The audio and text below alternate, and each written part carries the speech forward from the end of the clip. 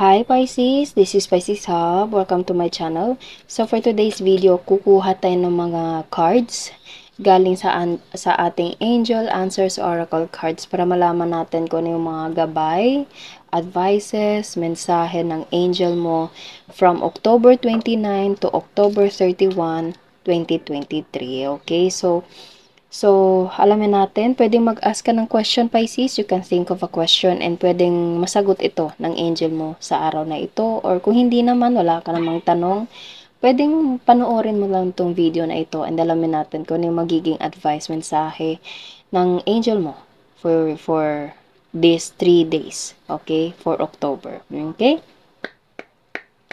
Reminder lang Pisces na ito ay general reading, so pwede pong mag-resonate, pwede pong hindi, okay? And ang ating channel ay welcome po ang lahat ng gender, so babae, lalaki, LGBT man yung nanonood, take nyo lang po kung mag-resonate, okay? So, ano po ang magiging advice, mensahe for Pisces sa araw na ito?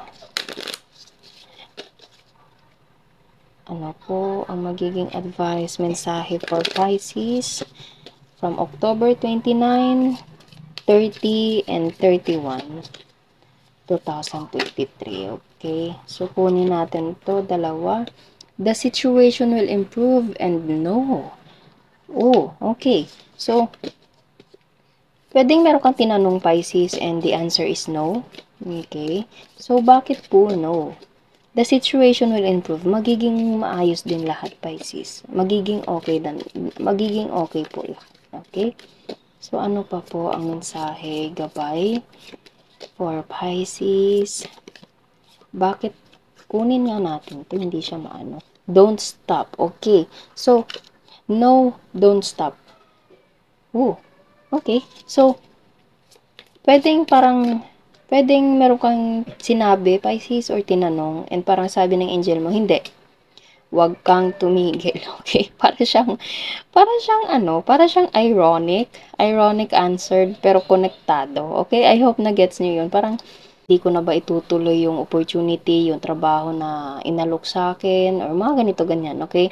And ang answer ng angel mo is no, huwag mong itigil, okay? So, natatawa ako kasi medyo ironic, pero nagigets ko yung point, okay?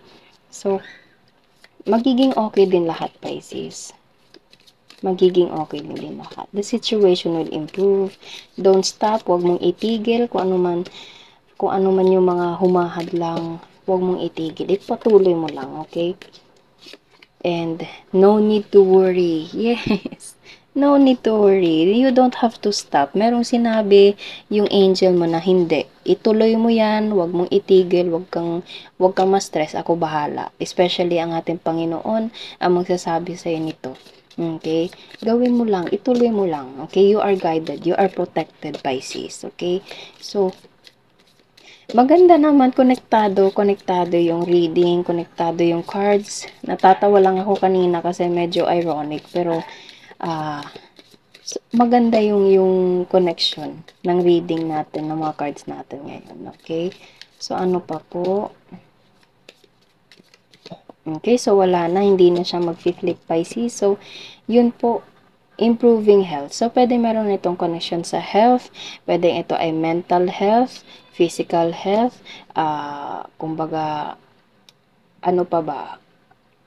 Emotional health, okay? Lahat ng aspeto, Pisces, the situation will improve. Improve, okay? So, magiging maayos din lahat, okay? As long as wag kang tumigil, ituloy mo, and you don't have to worry. Kasi you are guided, you are protected by God, Pisces, okay? So, yun lang po ang ating reading sa araw na ito. Naway nagustuhan niyo po. Huwag niyo po sanang kalimutan na mag-like at mag-subscribe po sa ating channel and click the bell button, Pisces, para ma-notify po kayo sa next videos na i-upload natin, okay?